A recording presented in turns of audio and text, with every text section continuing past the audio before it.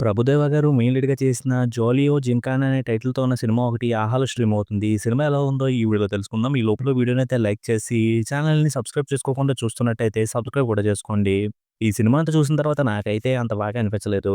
ఈ సినిమాలో పెద్దగా స్టోరీ ఏం లేదు. 'అల్ల నరేష్' గారు ఎప్పుడో చేసిన పార్టీ సినిమాలో లాగా ఒక వ్యక్తి చనిపోతే అతను బతికే ఉన్నాడని కవర్ చేస్తూ నలుగురు ఆడోళ్ళు తిరుగుతారు. అతను ఎలా చనిపోయాడు? ఈ నలుగురు ఆడవాళ్ళు అతను బతికున్నట్టు ఎందుకు కవర్ చేశారు? ఎలా కవర్ చేశారనేది సినిమా. సినిమాలో ఎక్కడ కూడా నెక్స్ట్ ఏమవుద్ది అనేలాగా ఎక్కడ అనిపించదు. ఆ బాడీని పట్టుకొని ఏవేవో చేస్తా ఉంటారు. అవేమి కూడా అస్సలు కొత్తగా అనిపించవు. ఇంతకుముందు మనం చాలా సినిమాల్లో చూసినట్టుగా అనిపిస్తాయి. ఇంక సినిమాలో ఉన్న క్యారెక్టర్లు చేసే ఓవర్ హడావిడి బాగా ఎక్కువైపోయిన ఫీలింగొచ్చింది. ఇంక సినిమా స్టార్ట్ అయినప్పుడే ఈ సినిమాలో లాజిక్స్ వెతకండి, ఎంటర్‌టైన్‌మెంట్ కోసం చూడండి అని చెప్పారు.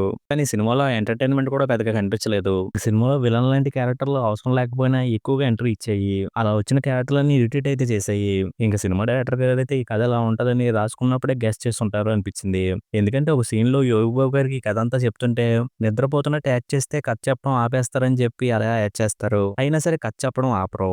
అలాగే సినిమా ఇంటర్వెల్ టైమ్‌లో బ్యాంక్‌కెళ్ళాలని చెప్పి క్యారెక్టర్‌లన్నీ ఫిక్స్ అవుతాయి. కానీ సెకండ్ హాఫ్ స్టార్ట్ చేసిన తర్వాత ఎవరెవరో విలన్స్ వచ్చి ఏదేదో చేస్తా ఉంటారు. అప్పుడు 'యోగి బాబు' గారి క్యారెక్టర్ మీరు బ్యాంక్‌కి వెళ్తానన్నారు కదా! అని గుర్తు చేస్తే అక్కడికే వెళ్తున్నాం అని చెప్పి ఆ క్యారెక్టర్‌లు అంటాయి. అంటే రాసుకుంటున్నప్పుడే పాయింట్ దగ్గరికి వెళ్ళకుండా ఇటు సీన్స్‌తో టైమ్ పాస్ చేస్తున్నారు అనే విషయం అర్థమైపోయిందేమో అనిపించింది. ఇంక సినిమాలో సాంగ్స్ అయితే అవసరం లేకపోయినా వచ్చిన ఫీలింగ్ వచ్చింది. ఇక బ్యాక్‌గ్రౌండ్ స్కోర్ అయితే పర్లేదనిపించింది. ఫైనల్‌గా ఈ సినిమా స్టార్ట్ అయినప్పుడు లాజిక్స్ పట్టించుకోకుండా సినిమాని చూడమని చెప్పారు.